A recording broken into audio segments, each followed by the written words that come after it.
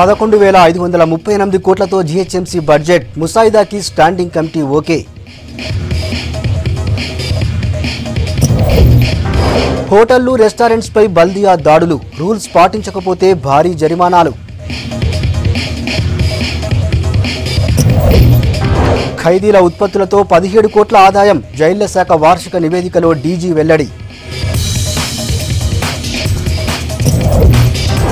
చిన్నారుల్లోనూ gastric సమస్యలు, బయటి food మానేయాలన్న డాక్టర్లు.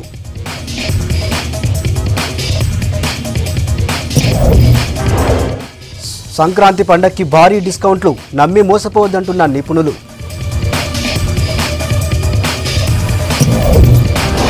సిటీలో మొదలైన పతంగుల సందడి, పోటీపడి ఎగిరేస్తున్న పిల్లలు పెద్దలు.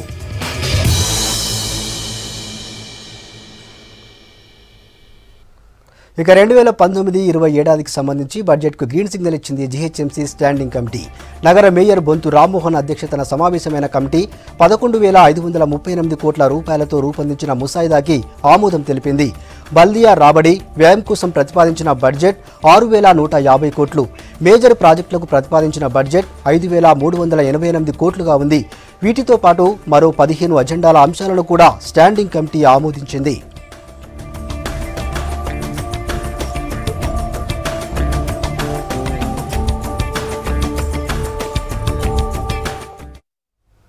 జీహెచ్ఎంసీ అధికారులు మంచి దూకుడు మీదున్నారు. ఓవైపు హోటళ్లపై దాడులు చేస్తూనే మరోవైపు బార్ అండ్ రెస్టారెంట్లలో తనిఖీలు ముమ్మరం చేశారు. నిబంధనల్ని పాటించని హోటళ్లు, బార్ అండ్ రెస్టారెంట్లకు భారీగా ఫైన్లు వేయడంతో పాటు కొన్నింటిని సీజ్ కూడా చేశారు. త్వరలోనే స్కూళ్లు, కాలేజీలు, హాస్పిటళ్లలో కూడా తనిఖీలు చేస్తామంటున్నారు.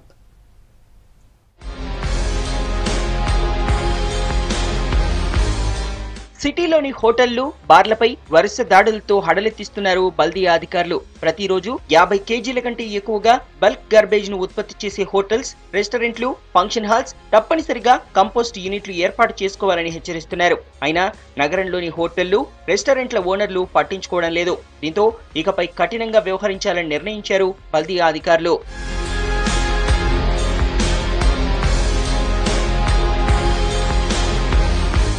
3-4 రోజులుగా నగరంలోని హోటళ్లు, రెస్టారెంట్లపై బల్దియా అధికారులు దాడులు నిర్వహించారు. ముషీరాబాద్ లోని బావర్చి హోటల్, కుకట్పల్లి సర్కిల్, నిజాంపేటలోని సహారా కేఫ్ రెస్టారెంట్ సీజ్ చేశారు. వ్యర్థాలను డ్రైనేజీలో వేయడం, సిల్ట్ చాంబర్లు నిర్మించుకోకపోవడంతో త్రిపుర బార్ అండ్ రెస్టారెంట్ కు 20,000 జరిమానా వేశారు. మూసాపేట సర్కిల్లోని దేవి గ్రాండ్ హోటల్లో పరిశుభ్రత లోపించిందంటూ 30,000 వరకు ఫైన్ విధించారు. వచ్చే 6 నెలల్లో మరింత కఠినంగా ఉంటామంటున్నారు అధికారులు. యూనిట్స్ అందుబాటులో తెచ్చుకోవాల్సింది యాజమాన్యాల యొక్క బాధ్యత.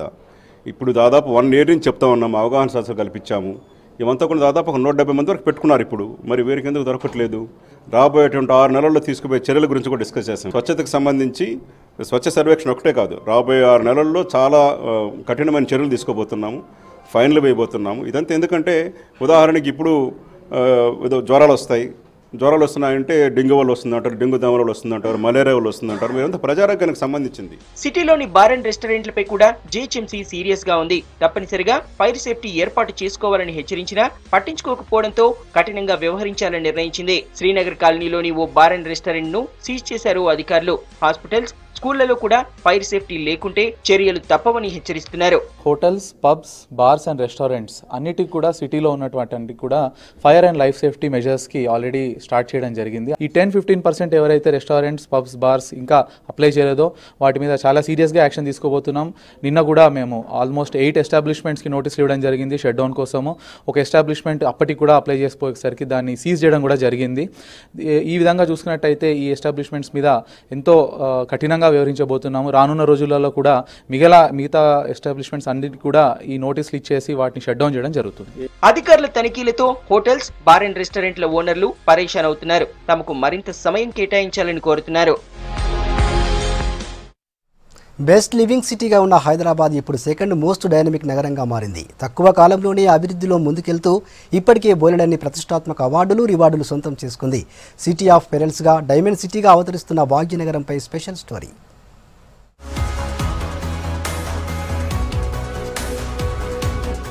దేశంలో మోస్ట్ లివబుల్ సిటీగా ఉన్న హైదరాబాద్ తన ప్రస్థానాన్ని కొనసాగిస్తోంది. క్వాలిటీ ఆఫ్ లివింగ్ రిపోర్ట్ ఇచ్చిన సర్వే ప్రకారం దేశంలో అత్యుత్తమ ప్రమాణాలున్న సిటీగా 2015లో గుర్తింపు పొందింది. గత 4 ఏళ్ల నుంచి ది బెస్ట్ సిటీగా కొనసాగుతోంది. వరల్డ్ ఎకనామిక్ ఫోరం ఇచ్చిన రిపోర్టులోనూ మోస్ట్ డైనమిక్ సిటీగా హైదరాబాద్ సెకండ్ ప్లేస్ లో నిలిచింది.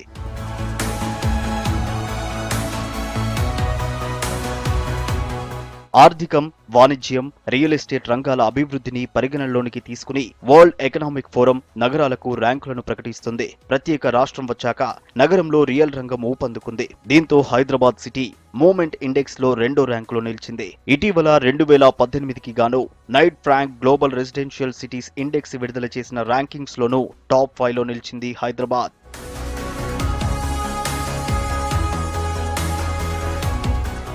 City momentum index rankings, public infrastructures, quality of living, quality of environment లాంటి అంశాలను పరిగణనలోనికి తీసుకుని సర్వే నిర్వహించారు. వీటితో పాటు స్టార్టప్స్ కు సహకారం అందించడం, ఈజ్ ఆఫ్ డూయింగ్ బిజినెస్ తో పరిశ్రమలు వచ్చేందుకు అనుకూల వాతావరణం ఉండడం కలిసొచ్చింది. సిటీలో కొత్తగా మెట్రో రైలుతో పాటు సైంటిఫిక్ సంస్థలు కూడా ఉండడం కలిసొచ్చిందంటున్నారు అధికారులు. సిటీకి స్వతహాగా ఉన్న భౌగోళిక పరిస్థితులు కూడా మరింతగా ప్లస్ అయ్యాయంటున్నారు. Hyderabad is a number 2 dynamic city. I think it's raring to go to number 1 next year. I think let's hope for that in this new year. It's very important. The required, I consider there are several things that are required for a city to grow or a village to grow or any habitation to grow. One is stability is the first thing. I mean, there should be a bang for the buck, and particularly in the housing industry or the building industry, a bang for the buck should also be felt by the buyer who is buying it. I think that's very important to keep growing the city into such a levels. I've been seeing it, as I told you in my previous assignments I was here.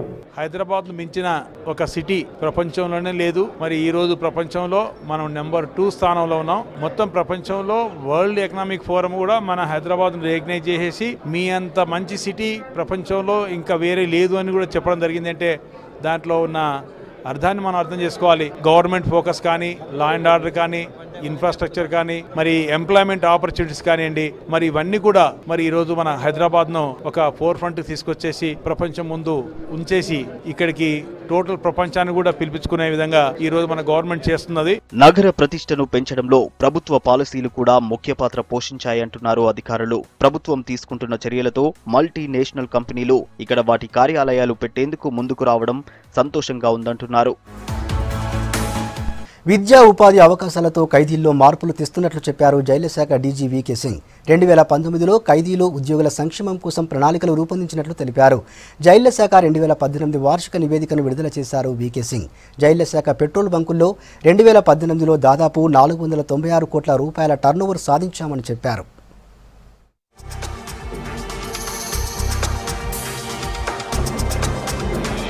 సంస్కరణలు అమలు చేయడంలో తెలంగాణ జైళ్ల శాఖ దేశంలోనే మొదటి స్థానంలో ఉందన్నారు జైళ్ల శాఖ DG వీకే సింగ్. అవినీతి లేని డిపార్ట్మెంట్గా మార్చడమే లక్ష్యమన్నారు. గతంతో పోల్చితే ఖైదీల మరణాల శాతం తగ్గిందన్నారు. జైళ్ల శాఖ ఆధ్వర్యంలో చేపట్టిన ఉత్పత్తులతో గతేడాది 17 కోట్ల ఆదాయం వచ్చిందన్నారు. సంస్కరణలతో అవినీతిని తగ్గించామన్నారు. 2014లో 56 ఉండేది, ఈ 2018లో only 8. This is a miraculous story. And ఏమంటే ఎక్కడో ప్రపంచంలో ఏ జైల్ 3-4 ఇయర్స్లో డెత్ ఆఫ్ ప్రిజనర్స్ ఈ విధంగా తగ్గించలేదు. దిస్ ఈజ్ ద లోయెస్ట్, అంటే మొత్తం కంట్రీలో లోయెస్ట్ ఇది డెత్ పర్సెంటేజ్. అంటే ఈ విధంగా మనము చెప్పుకోగలము. అంటే భారతదేశంలో తెలంగాణ ప్రిజన్స్ అంటే లీస్ట్ కరప్ట్ డిపార్ట్మెంట్. ఇది నార్వే జైలు లాగా మనము చెప్పుకోవచ్చు. అంటే కరప్షన్ ఫ్రీ జైల్ చెప్పాలంటే ఇప్పుడు తెలంగాణ ప్రిజన్స్ ఉంది. 1,32,000 illiterates were made literates in the last 5 years in Telangana. This is also a landmark achievement. New innovations like all women petrol pump, aftercare services team, అంటే release అయిన తర్వాత వాళ్ళకి ఎట్లా వారు ఉన్నారు, వాళ్ళకి ఏదో కావాలా వద్దా, దీనికి మనము 32 టీమ్స్ ఏర్పాటు చేసినాము. ఇప్పుడు మొత్తం భారతదేశంలో ఉన్న జైల్స్లో కూడా రిఫార్మ్స్ రావాలి. దీనికి ఇప్పుడు తెలంగాణ జైల్స్ ప్రయత్నిస్తున్నది. డ్రంక్ అండ్ డ్రైవ్ కేసులతో గతేడాది 12,000కు పైగా అడ్మిషన్లు పెరిగాయన్నారు డీజీ వీకే సింగ్. జైలు నుంచి విడుదలై ఉపాధి దొరకని వారికి జైళ్ల శాఖ పెట్రోల్ బంకుల్లో ఉద్యోగాలు ఇస్తున్నట్లు చెప్పారు. ఉపాధి కల్పించేందుకు ఇప్పటివరకు 197 మందికి 50 లక్షల రూపాయలు లోన్లు ఇచ్చామన్నారు. జైళ్ల శాఖ ఆధ్వర్యంలో నిర్వహిస్తున్న పెట్రోల్ బంకుల్లో 2018లో 495.86 కోట్ల టర్నోవర్ సాధించామని చెప్పారు. ఉన్నతి కార్యక్రమంలో భాగంగా 2828 మందికి వివిధ కోర్సుల్లో ట్రైనింగ్ ఇచ్చామన్నారు. ఇంటర్నేషనల్ డిగ్నిటరీస్ కూడా వచ్చినారు. శ్రీలంక నుంచి, యుఎస్ నుంచి. ఇప్పుడు కూడా ఒక ఆమె వచ్చేస్తున్నది.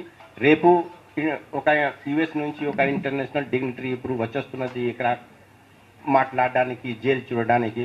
లంక నుంచి కూడా ఇంతకు ముందు మీ అందరికీ తెలిసి ఉంటుంది. మనము ఈ తెలంగాణ జైల్స్లో ఇప్పుడు మనమే బ్రేక్ఫాస్ట్ కూడా ప్రిజనర్స్కి ఇచ్చేస్తున్నాము. ఏ జైలులో బ్రేక్ఫాస్ట్కి ప్రొవిజన్స్ లేవు.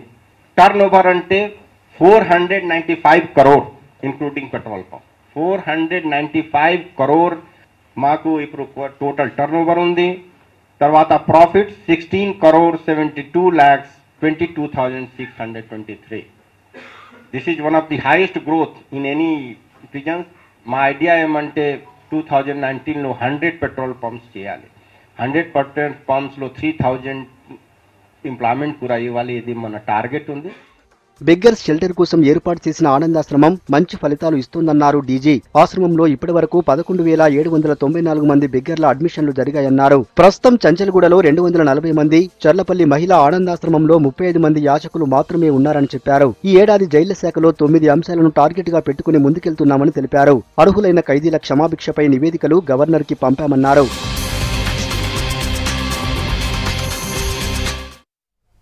తెలంగాణ ప్రభుత్వంతో కలిసి పనిచేయడం సంతోషంగా ఉందన్నారు ఎస్టోనియా దేశ ప్రతినిధి రహియోగ్రు. టీ హబ్, ఐటీ ప్రోత్సాహకాలు తమకు నచ్చాయన్నారు. హైదరాబాద్ మాసప్ ట్యాంక్లోని రాష్ట్ర ఉన్నత విద్యామండలిని ఉత్తర ఐరోపాలోని ఎస్టోనియా దేశ ప్రతినిధి బృందం సందర్శించింది. ఎడ్యుకేషన్లో తెలంగాణ, ఎస్టోనియా పరస్పరం సహకరించుకుంటాయని చెప్పారు. త్వరలోనే ఉన్నత విద్యామండలి ఎస్టోనియాలో పర్యటిస్తుందన్నారు పాపిరెడ్డి.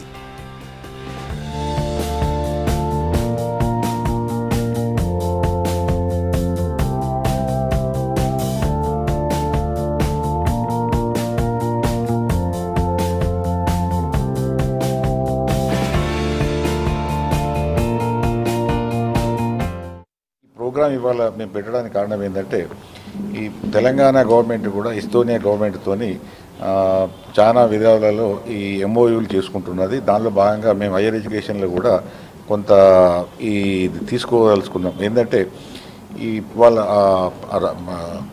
పాయలు చెప్పింది రాజ్యపాల్, ఒకవేళ మన దగ్గర నుంచి స్టూడెంట్స్ పోదలుచుకున్నప్పుడు వాళ్ళ అంటే యూరోస్ అంటే 1,50,000 నుంచి 5,50,000 వరకు ఫీజు ఉంటుంది. అయితే వాళ్ళకి ఇక్కడ మన పిల్లలు పోతే వాళ్ళకు ముఖ్యమైన అడ్వాంటేజ్ ఏంటంటే దాదాపుగా 98 మందిలో 95 మందికి ఫుల్ టైం ఫెలోషిప్ వచ్చిందంటే వాళ్ళకి పూర్తిగా వాళ్ళ వ్యయం అంటే ఖర్చులు వాళ్ళ ఎంత అక్కడ ఉండేటందుకు సరిపోయే మొత్తం కూడా ఫెలోషిప్ ఇచ్చారంటే చాలా బాగున్నట్టు లెక్క.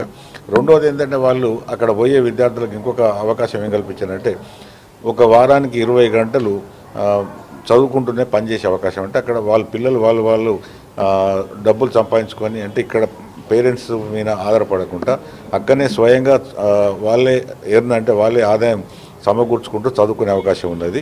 మూడో విషయం ఏంటంటే ఇక్కడ నుంచి పోయే విద్యార్థులకు టాలెంటెడ్ విద్యార్థులు ఎవరైనా అక్కడ ఉండదలుచుకుంటే 9 అంటే వాళ్ళ కోర్సెస్ అయిపోయిన తర్వాత కూడా 9 నెలల వరకు కూడా వాళ్ళు అదే వీసాతో కంటిన్యూ కావచ్చు. ఒకవేళ వాళ్ళు అక్కడ ఉండదలుచుకుంటే మాత్రం జాబ్స్ కూడా చాలా మట్టుకు దొరుకుతున్నాయి వాళ్ళకు. We have a long list of things we want to do in the future with regard developing cooperation between our education systems, also in the areas of faculty exchange, in the areas of giving students an opportunity to study in our high-ranking universities, doing some cooperation in terms of research,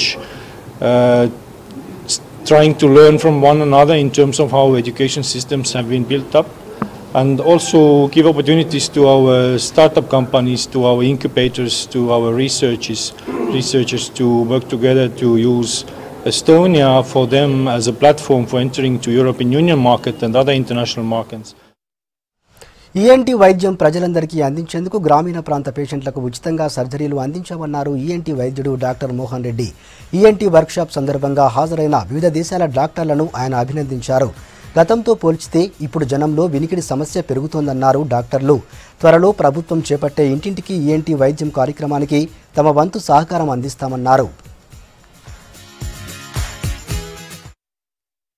15 మందికి poor పేషెంట్స్కి ఇక్కడ మొత్తం ఫ్రీగా ఆపరేషన్లు చేస్తున్నాము. అందులో ఒక్కొక్క ఆపరేషన్కి 1 లక్ష రూపాయలన్న అవుతుంది.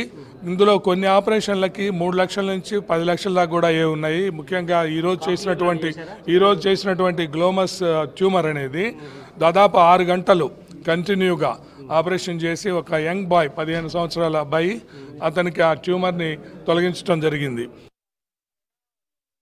సాధారణ సమస్యగా ఉన్న గ్యాస్ట్రిక్ ట్రబుల్ ఎన్నో ఆరోగ్య సమస్యలకు కారణమవుతుంది. 10 ఏళ్ల చిన్నారుల్లో కూడా ఈ సమస్య కనిపిస్తుండడం ఆందోళన కలిగిస్తోంది. అవుట్ పేషెంట్లలో స్కూల్కెళ్లే పిల్లలు కూడా ఉంటున్నారు.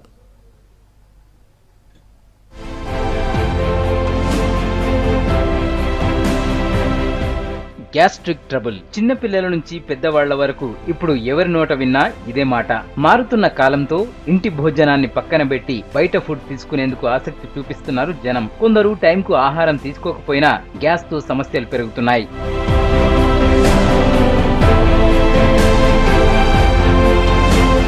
హోటల్ ఆహారం ఆరోగ్యాన్ని దెబ్బతీస్తుందంటున్నారు డాక్టర్లు.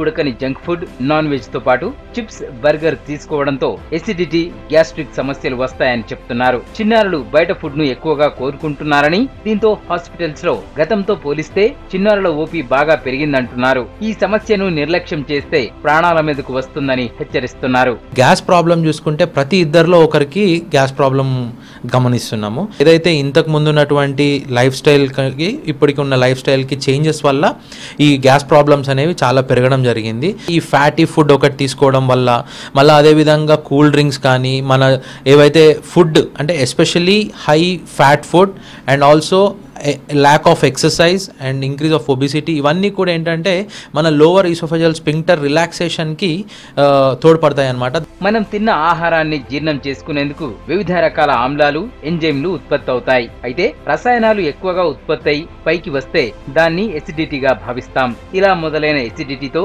కొన్నిసార్లు అల్సర్, కంతులు ఏర్పడతాయంటున్నారు డాక్టర్లు. చిన్న పిల్లల్లో ఆహారాన్ని పూర్తిగా నమలకుండానే మింగేయడం సమస్యకు కారణమంటున్నారు. బయట ఫుడ్ కాకుండా పళ్ళు, కూరగాయలు, పాల లాంటి సమతుల్య ఆహారం తీసుకోవాలని సూచిస్తున్నారు.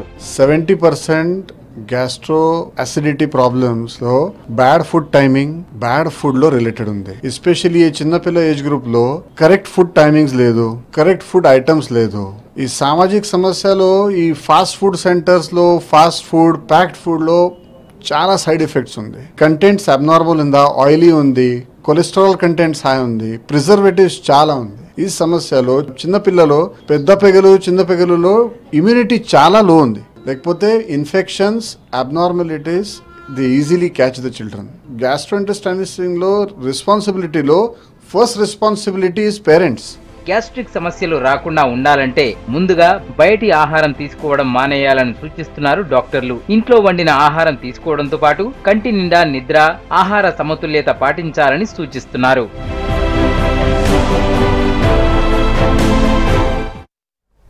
కాలం మారే కొద్దీ ఆహారపు అలవాట్లలో చాలా మార్పులు వస్తున్నాయి. సమయ పాలన లేకుండా ఆహారం తీసుకోవడంతో లేనిపోని సమస్యలు కొని తెచ్చుకుంటున్నారు జనం. వయసుతో సంబంధం లేకుండా రకరకాల రోగాల బారిన పడుతున్నారు. అసలు ఏ వయసు వాళ్ళు ఎలాంటి డైట్ ఫాలో కావాలి, అలవాటు లేని ఫుడ్ తినాల్సి వస్తే ఏం చేయాలి? Just watch this story.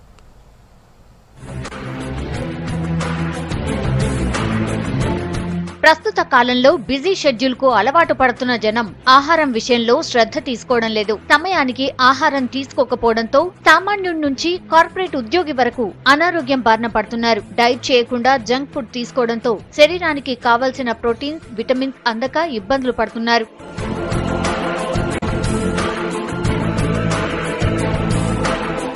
ఆహారం విషయంలో జాగ్రత్తలు తీసుకోవాలంటున్నారు డాక్టర్స్. మనం తినే దాంట్లో ఎలాంటి విటమిన్స్, కార్బోహైడ్రేట్స్, కాల్షియం, పోషక విలువలు ఉన్నాయో చూసుకోవాలంటున్నారు. పుట్టిన పిల్లలకు 6 నెలల వరకు తల్లిపాలు పట్టించాలని చెప్తున్నారు. చిన్నారుల నుంచి పెద్దల వరకు మంచి పౌష్టిక ఆహారం తీసుకోవడం ఎముకల పటిష్టతకి ఎంతగానో ఉపయోగపడుతుంది అంటున్నారు.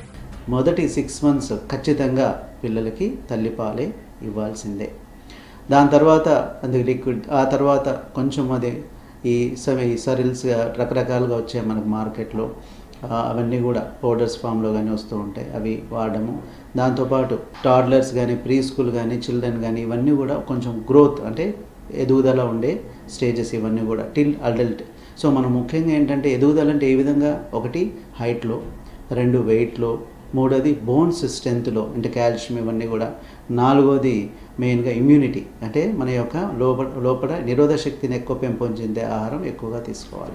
స్కూల్కు వెళ్లే పిల్లలకు నార్మల్ స్నాక్స్ కాకుండా తాజా పళ్ల ముక్కలను ఇవ్వాలని సూచిస్తున్నారు డాక్టర్స్. అమ్మాయిలు అబ్బాయిలకు వారి పర్సనాలిటీని బట్టి ఆహారం అందించాలని సూచిస్తున్నారు. గ్రోత్ ఆగిపోయిన తర్వాత శరీరానికి అవసరమయ్యే క్యాలరీలు ఎక్కువగా ఉండే ఆహారాన్ని తీసుకోవాలంటున్నారు. స్కూల్ కి వెళ్లే పిల్లలకు ఈ వయసులోనే ఇమ్యూనిటీ పవర్ పెరుగుతుందని, దీంతో వారికి ప్రత్యేక ఆహారం అందించాలని సూచిస్తున్నారు. ఈ చిన్న పిల్లలు ప్రీ స్కూల్ గోయింగ్ చిల్లులో వీళ్ళలో బేసికల్గా మనం చాలా చిన్నప్పుడే స్కూల్ పంపించడము లేకపోతే ఇవన్నీ చేస్తుంటాం కాబట్టి వాళ్ళలో రోగ నిరోధక శక్తి తక్కువగా ఉంటుంది. సో అందుకనే ముఖ్యంగా మనం ప్రోటీన్ ఫుడ్స్ కొంచెం అంటే నేచురల్ ఫుడ్స్ లానే తీసుకోవాలి. ప్రోటీన్ ఫుడ్స్ అండ్ రికమెండెడ్ డైట్లోనే యూజువల్గా ఏంటంటే ప్రతి ఒక్కరికి ఒక్కొక్క ఏజ్ గ్రూప్లో ఒక్కొక్క విధంగా చెప్పినట్టుగా వాళ్ళకి ప్రోటీన్ రిక్వైర్మెంట్ అనేది పెరిగే పిల్లల్లో ఎస్పెషల్లీ వాళ్ళు ఎక్కువగా ఉంటుంది. అది ఎక్కువ మోతాదులో చూసుకుంటూ ఫ్యాట్ మన ఇవాళ రేపు చాలా రకాలుగా మనకు బయట ఈ ఫాస్ట్ ఫుడ్స్ అవి వస్తూ ఉన్నాయి, అవన్నీ కూడా ప్యాకేజ్డ్ ఫుడ్స్, దానివల్ల ఇబ్బందులు ఖచ్చితంగా ఉంటాయి. ఫుడ్ డైట్ పాటించకపోతే చిన్న వయసులోనే రోగాల బారిన పడే అవకాశం ఉందంటున్నారు డాక్టర్స్.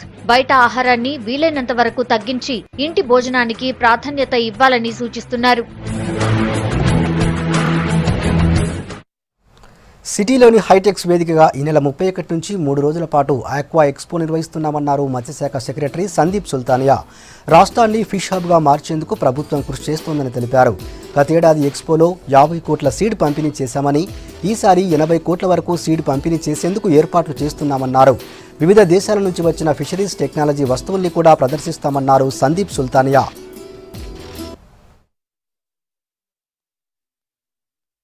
ఫిషరీస్ సంబంధించిన సెక్టర్ని డెవలప్ చేయడానికి చాలా విరాత్ రూపంలో ప్రణాళిక తయారు చేయడం జరిగింది. దానికి ఇంప్లిమెంటేషన్ కూడా మొదలైంది. లాస్ట్ ఇయర్ మన దగ్గర ఉన్న చెరువులలో అదేవిధంగా ట్యాంకులలో అన్ని దాంట్లో 50 కోట్లు సీడ్లింగ్స్ పెట్టడం జరిగింది. ఈ సంవత్సరం దాన్ని పెంచి 80 కోట్లు సీడ్ పెంచడం మన రిజర్వాయర్లో చేయడం జరిగింది. దీంతో పాటు దాదాపు 850 crore వర్త్ డిఫరెంట్ పరికరాలు, వాహనాలు అవన్నీ కూడా ఫిషర్మెన్ కి మన రాష్ట్రంలో సరఫరా చేయడం జరిగింది.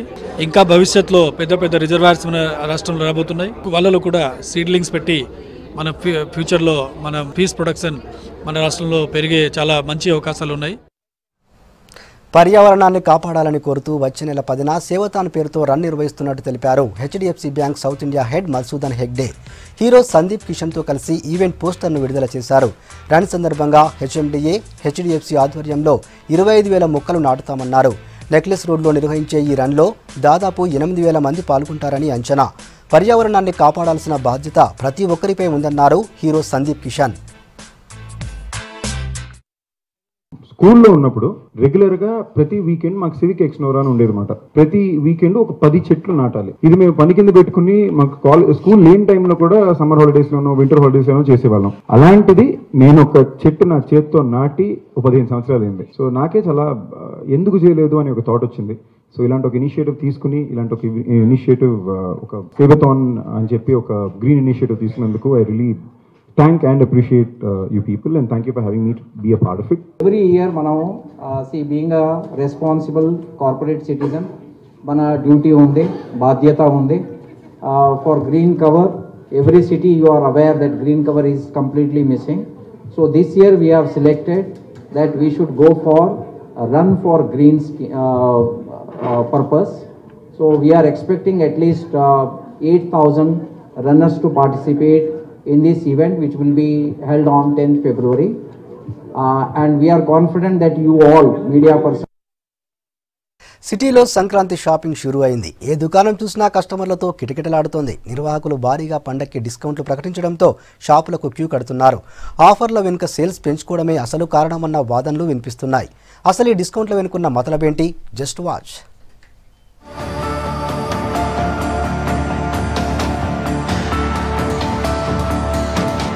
పండగ వచ్చిందంటే చాలు షాపింగ్ చేసేందుకు తెగ ఇంట్రెస్ట్ చూపిస్తారు జనం. షాపింగ్ ఎక్కడ చేయాలి, భారీ డిస్కౌంట్స్ ఎక్కడ ఉన్నాయన్న దానిపై ఎక్కువగా ఫోకస్ చేస్తారు. అందుకే కొనుగోలుదారుల్ని ఆకట్టుకునేందుకు స్పెషల్ ఆఫర్లు, డిస్కౌంట్లు ప్రకటిస్తున్నారు వ్యాపారులు. దసరా, సంక్రాంతి లాంటి పెద్ద పండగలకైతే ఎక్కువ ఆఫర్లు ప్రకటిస్తున్నాయి మాల్స్. తమ అమ్మకాలు పెంచుకునేందుకు ప్రయత్నిస్తున్నాయి.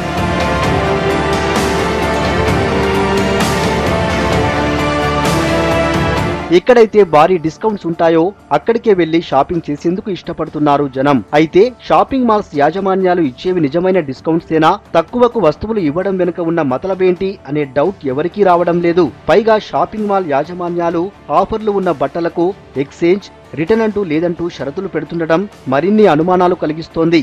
20% డిస్కౌంట్ ఉంది ఇందులో. తీసుకున్నాం, బాగానే ఉంది. వచ్చేసినాం, ఇంకొక పాయింట్ తీసుకున్నాం. బయట షాపింగ్ ముందు తెలుసుంటే ఇక్కడికే వచ్చేవాళ్ళము.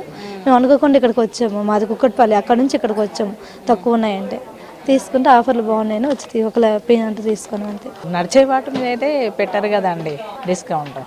అలా కొన్ని మంచి ఐటమ్స్ మీద కూడా పెట్టారు. నేను చిల్డ్రన్స్ వేర్ చూస్తానికి వచ్చాను, మా పాపకు తీసుకున్నామని. ఓకే, డిఫరెంట్ మోడల్స్ అయితే బాగానే ఉన్నాయి, కానీ కొంచెం ఆఫర్స్ పెడితే బాగుంటుంది. ఫెస్టివల్ సీజన్ కదా, ఎక్కువ కస్టమర్స్ రావడానికి కూడా ఛాన్సెస్ ఉంటాయి.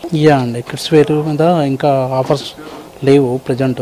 డిస్కౌంట్లు, ఆఫర్ల వెనుకున్న అసలు విషయం సేల్స్ పెంచుకోవడం. నిజానికి ఏ వ్యాపారి కూడా నష్టానికి బిజినెస్ చేయరు. ఒకటి కొంటే మరొకటి ఉచితంగా ఇస్తున్నాడంటే అందులోనూ లాభం ఉండేలా చూసుకుంటారు. పాత బట్టలు, డ్యామేజీ, క్వాలిటీ లేని వస్త్రాలపై మాత్రమే డిస్కౌంట్ ఆఫర్లు ప్రకటిస్తారు. ఒకవేళ క్యాష్ బ్యాక్ ఇచ్చినా అందులోనూ లాభం చూసుకుంటాడు వ్యాపారి.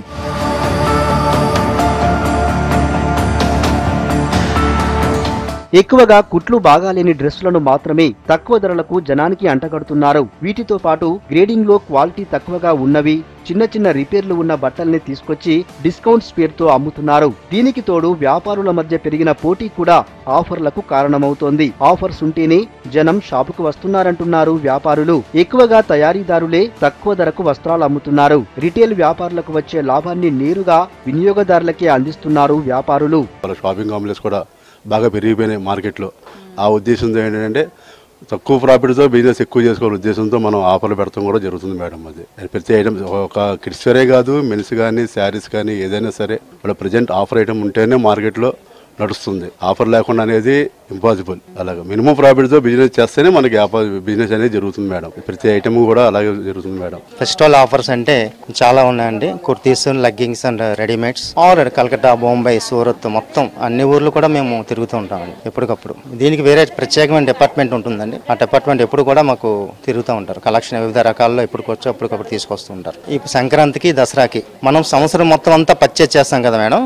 దాని మీద అంటే వాడికి పడే దానికంటే తక్కువ రేట్కి ఇస్తాడు మనకి. ఆ తక్కువ రేట్కి ఇవ్వడం వల్ల మేము కూడా కస్టమర్కి తక్కువ రేట్కి ఇవ్వగలుగుతున్నాం. ఏడాది చివరల్లో స్టాక్ వదిలించుకోవడానికి కూడా ఇలా తక్కువ ధరలకు వస్త్రాలు ఇస్తారంటున్నారు నిపుణులు. గతంలో మీరు చూసిన స్టాకే తర్వాత ఆఫర్ కింద వస్తుందని చెబుతున్నారు. స్టాక్ ను పక్కన పెట్టి డెడ్ చేసుకునే బదులు క్లియరెన్స్ కోసం ఆఫర్లు పెట్టి పెట్టుబడిని తిరిగి పొందుతున్నారని చెబుతున్నారు. ఉచితం అంటే ఎగబడటం వల్లే వ్యాపారులు కూడా విపరీతంగా ఆఫర్స్ ఇచ్చి లాభాల పంట పండించుకుంటున్నారని చెబుతున్నారు.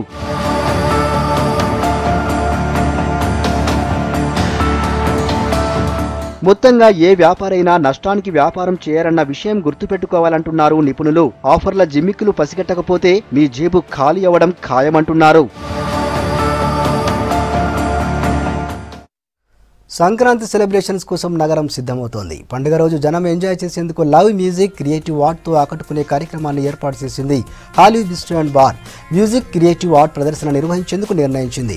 ఈ నెల 12, 13 తేదీల్లో జూబ్లీ హిల్స్ రోడ్ నెంబర్ 46లో ఈవెంట్ జరగనుంది. వివిధ దేశాలు, రాష్ట్రాల నుంచి వస్తున్న ఆర్టిస్టులు తమ క్రియేటివిటీని ప్రదర్శించనున్నారు.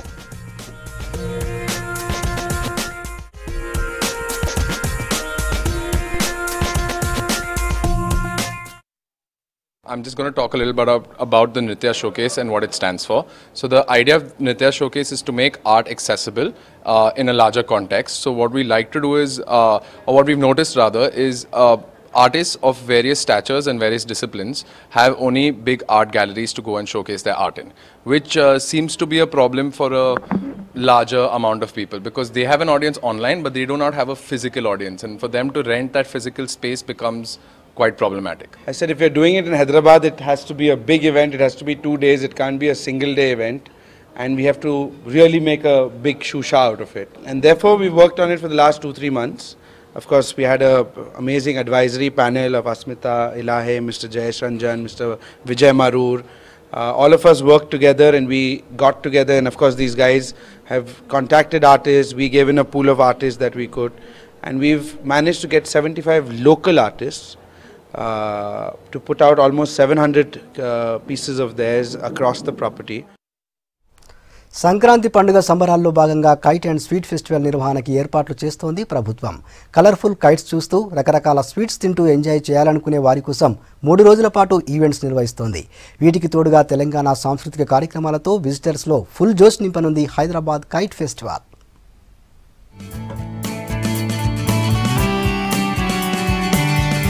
పతంగుల పండక్కి హైదరాబాద్ సిటీ మరోసారి సిద్ధమవుతోంది. భారీ కైట్స్, నోరూరించే స్వీట్లతో సరికొత్త సంక్రాంతి పండుగను జరుపుతోంది తెలంగాణ పర్యాటక శాఖ. సికింద్రాబాద్ పరేడ్ గ్రౌండ్స్ వేదికగా ఈ నెల 13, 14, 15 తేదీల్లో international sweet and kite pest నిర్వహించేందుకు ఏర్పాట్లు చేస్తోంది. ఇప్పటికే గ్రౌండ్ లో ఏర్పాట్లను స్పీడప్ చేసిన అధికారులు దగ్గరుండి పనులను పర్యవేక్షిస్తున్నారు. 13, 14, 15 తేదీల్లో ఈ పరేడ్ గ్రౌండ్ లో జరగబోతున్న స్వీట్ ఫెస్టివల్, కైట్ ఫెస్టివల్ కి సంబంధించిన అరేంజ్మెంట్ చూడడానికి ఇక్కడ ఇన్స్పెక్షన్ కోసం వచ్చాం. మరి ఇక్కడ ప్రధానంగా ఆ రోజు 20 దేశాల నుండి వచ్చిన 50 మంది కైట్ ఫ్లయర్స్ వివిధ దేశాల నుండి వచ్చి పెద్ద పెద్ద కైట్స్ తీసుకొని వాళ్ళు చేస్తారు. 100 kite flying clubs with in the country, మన దేశం నుండి వచ్చిన వాళ్ళు కూడా పెద్ద స్థాయిలో కైట్స్ ఎగరేస్తారు. ఫుడ్ ఫెస్టివల్ లాంటిది కంటిన్యూస్గా అన్ని ప్రాంతాలకు సంబంధించిన భోజనం దొరికే విధంగా ఫుడ్ ఫెస్టివల్ జరుగుతూ ఉంటుంది.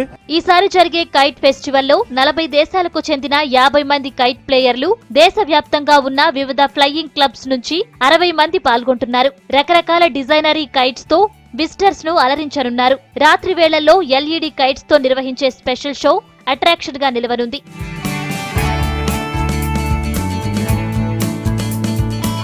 గతేడాదిలాగే ఈసారి కూడా స్వీట్ ఫెస్టివల్ నిర్వహించడానికి ఏర్పాట్లు చేస్తున్నారు అధికారులు. వివిధ దేశాల నుంచి వచ్చే ప్రతినిధులు స్పెషల్ డెజర్ట్స్ ను ఇక్కడ తయారు చేసి ప్రదర్శిస్తారు. వీరితో పాటు దేశంలోని వివిధ రాష్ట్రాలకు చెందిన వారు కూడా తమ సంప్రదాయ రుచులను ఇక్కడ ప్రదర్శించేందుకు అవకాశం కల్పించారు. మొత్తంగా ఈవెంట్ లో దాదాపు 1000 రకాల స్వీట్స్ నోరూరించనున్నాయి.